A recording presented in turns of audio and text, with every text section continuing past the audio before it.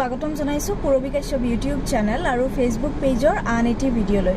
আৰু আজি শনিবাৰ গৈ আছো এভাগ বিশেষ শনি মন্দিৰ ডিমৰিয়াৰ স্বয়ং আবিৰ্ভাৱ এভাগ শনি মন্দিৰলৈ গৈ আছো আৰু যোৱাবাৰো বাতৰিৰ বাবে আমি গৈছিলো হে মন্দিৰ ভাগলৈ আৰু এইবাৰো যাবলৈ ওলাইছো আৰু ভিডিঅটোৰ জৰিয়তে আপোনালোকেও দৰ্শন কৰিব পাৰিব ভিডিঅটো হেকলৈকে চাই থাকিব আৰু এই বিশেষ শনি মন্দিৰ ভাগৰ কথা এই ভিডিঅটোৰ জৰিয়তে যিমানখিনি পাৰো আপোনালোকক জনাবলৈ চেষ্টা কৰিম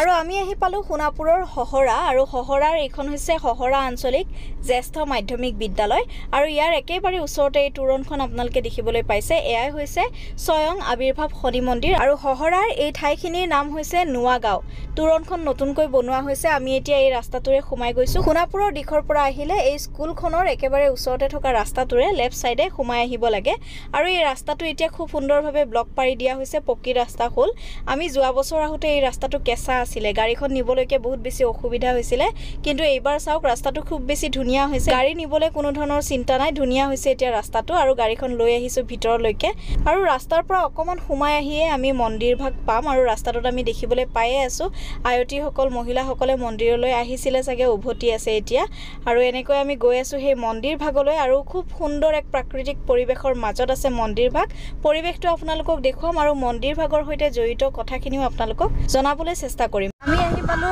ডিমৰিয়া সমজিলাৰ সোণাপুৰৰ হহৰাৰ নোৱাগাঁও আৰু নোৱাগাঁওতে আছে মন্দিৰ ভাগ আদিত্যদা আৰু মই আহিছো বাতৰিৰ বাবে আৰু এতিয়া গাড়ীখন ৰখাই ললো ইয়াতে আৰু আগতে ৰাস্তাটো কেঁচা ৰাস্তা আছিল এতিয়া পকী ৰাস্তা হৈ গ'ল ধুনীয়া ব্লক কৰা ৰাস্তা আৰু আয়তিৰ নাম প্ৰসংগ চলি আছে শুনা পাই আছো বলক আপোনালোকক দেখুৱাম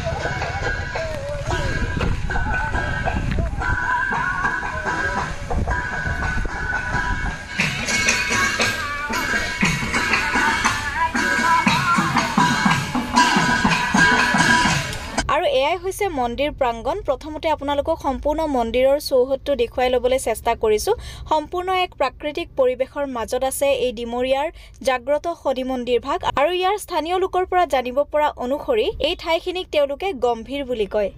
এই ঠাইতে পানীৰ মাজত আছে এখন শিলৰ নৌকা এই যে আপোনালোকে পানী দেখিবলৈ পাইছে এয়া হৈছে বেজেনী ডুং জানিব পৰা অনুসৰি 9টা নিজৰা লগ হৈ এনেদৰে ওলাই আহিছে আৰু এয়া হৈছে বেজেনী ডুং আৰু এই বেজেনী ডুঙতে আছে সেই বিশেষ শৈল নৌকা ভাগ আজিৰ পৰা প্ৰায় 35-36 বছৰ আগতে এই স্থানত এই বিশেষ শৈল নৌকা ভাগ আবিৰ্ভাৱ হৈছিল আৰু সেই সময়তে শনি দেৱতাই এই ঠাইতে নিজৰ স্থান লোৱা বুলি সপোন দেখুৱাইছিল আৰু গাঁৱৰ ৰাইজে জনোৱা অনুসৰি তাৰ পাছৰে পৰা এই স্থানত শনি দেৱতাৰ পূজা অৰ্চনা আৰম্ভ কৰা হৈছিল আৰু সেই শৈল নৌকা ভাগত আজিও একেদৰে গাঁৱৰ ৰাইজে পূজা অৰ্চনা নিয়মিতভাৱে কৰি আহিছে বছৰেকীয়া পূজা ভাগ সম্পন্ন কৰাৰ লগতে এই স্থানত প্ৰতি শনিবাৰে পূজা অৰ্চনা কৰা হয় শনি দেৱতাৰ আৰু ভিন্ন প্ৰান্তৰ লোকৰ সমাগম হয়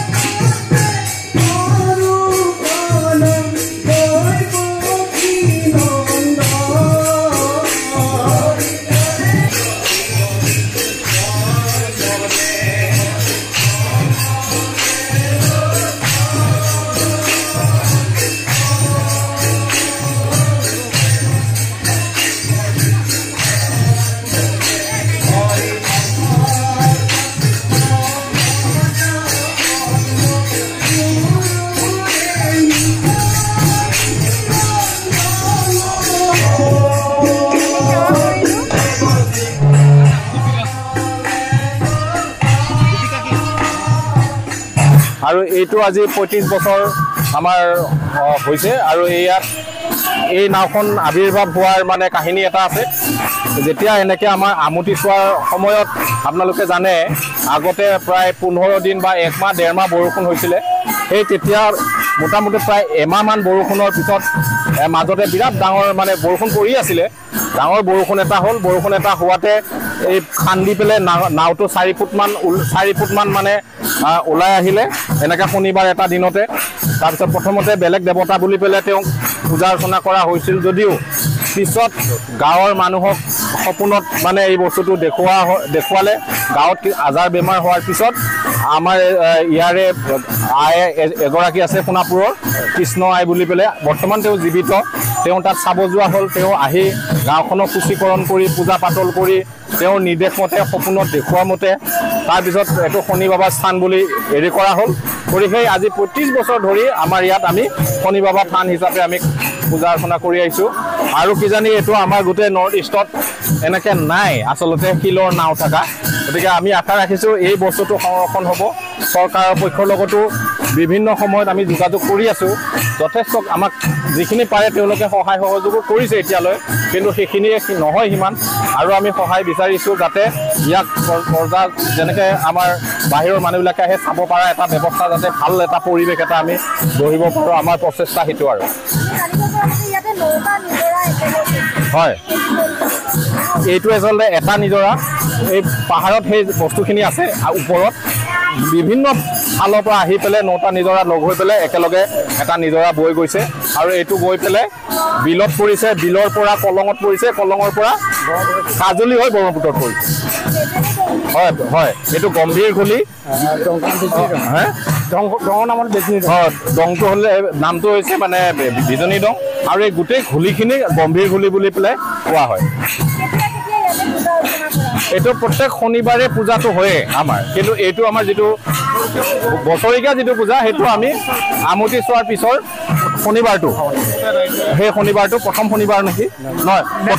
প্ৰথমটো আমি শুচিকৰণ কৰি লওঁ ছেকেণ্ড শনিবাৰটোত আমি মূল পূজাটো কৰোঁ আৰু নেক্সট শনিবাৰে শুচি কৰোঁ আৰু এতিয়া নেক্সট শনিবাৰে আমি আকৌ শুচি কৰিম কাৰণ বিভিন্ন প্ৰান্তৰ পৰা বিভিন্ন মানুহ আহিব যিহেতু এটা নিয়ম এটা পৰ্ব এটা আছে তেনেকৈ ৰাইজে আহক ইয়াত ৰাইজে আহি ইয়াৰ যি মাহাত্য সেই মাহাত্যটো উপভোগ কৰক আৰু ইয়াত যিটো আমাৰ আপুৰুগীয়া সম্পদ এটা আছে এই সম্পদটো চাই পেলাই মানুহক কওক এই সম্পৰ্কে আৰু ইয়াত কিন্তু এটা মানে প্ৰমাণো আছে কোনোবাই যদি ভাল মনেৰে ভাল হেৰিৰে যদি কিবা বিচাৰে বস্তুখিনি কিন্তু পোৱা বুলি আমাক ৰাইজে কয় ইয়াত আহি প্ৰথমতে পূজা অৰ্চনা কৰে তাৰপিছত আহি পেলাই যেতিয়া মানে পূৰণ হয় সেনেকৈ বহুত উদাহৰণ আছে তেওঁলোকে আহি আকৌ এখন পূজা দি পেলাই আমাৰ এইটো বিচাৰিছিলোঁ এনেকৈ পালোঁ বুলি আমাক মানে জনাই থৈ যায় তেনেকৈ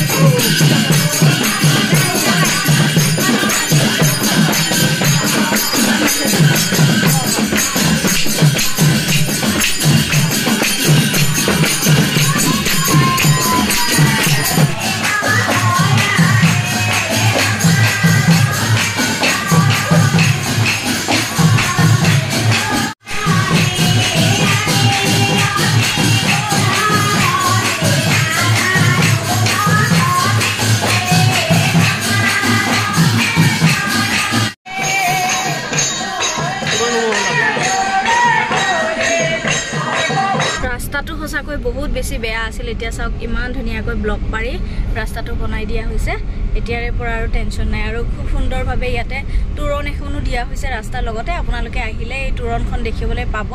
আৰু হহৰা জ্যেষ্ঠ মাধ্যমিক বিদ্যালয়ৰ একেবাৰে লগতে লেফ্ট সাইডে সোণাপুৰৰ পৰা আহিলে আপোনালোকে বাওহাতে সোমাই আহিব লাগিব এয়া হহৰা আঞ্চলিক জ্যেষ্ঠ মাধ্যমিক বিদ্যালয় তাৰ একেবাৰে লগতে আপোনালোকে দেখিবলৈ পাব হহৰা নোৱাগাঁৱৰ স্বয়ং আবিৰ্ভাৱ শনি মন্দিৰ আৰু আজিৰ ভিডিঅ'টো ইমানে আছিলে আমি মন্দিৰৰ পৰা ওলাই আহিলো আৰু এই ভিডিঅ'টোৰ জৰিয়তে আপোনালোককো দৰ্শন কৰাবলৈ চেষ্টা কৰিলো হহৰাৰ নোৱাগাঁৱত থকা স্বয়ং আবিৰ্ভাৱ শনি মন্দিৰ আৰু মন্দিৰ ভাগৰ বিষয়ে কিছু কথা আপোনালোককো এই ভিডিঅ'টোৰ জৰিয়তে জনাবলৈ চেষ্টা কৰিলো আশা কৰোঁ আপোনালোকে ভিডিঅ'টো চাই ভাল পালে আৰু ভিডিঅ'টো শেষলৈকে চোৱাৰ বাবে সকলোকে ধন্যবাদ জনাইছো আপোনালোকে আহিব এই মন্দিৰ ভাগলৈ খুবেই ধুনীয়া পৰিৱেশত থকা এভাগ মন্দিৰ আৰু জাগ্ৰত মন্দিৰ সকলোৱে বিশ্বাস কৰে লোকবিশ্বাস আছে এই মন্দিৰ ভাগৰ আৰু আপোনালোকে কেতিয়াবা আহিব পাৰিলে এই মন্দিৰ ভাগৰ দৰ্শন কৰিবৰ বাবে আৰু ভিডিঅ'টো শেষলৈকে চোৱাৰ বাবে সকলোকে ধন্যবাদ জনাইছো আৰু এনেদৰে আপোনালোকক লগ পাই থাকিম নতুন নতুন ভিডিঅ'ৰ সৈতে আজিলৈ আহিছো আৰু শনি দেৱতাই সকলোৰে ওপৰত কৃপা দৃষ্টি ৰাখক তাৰে কামনা কৰিছো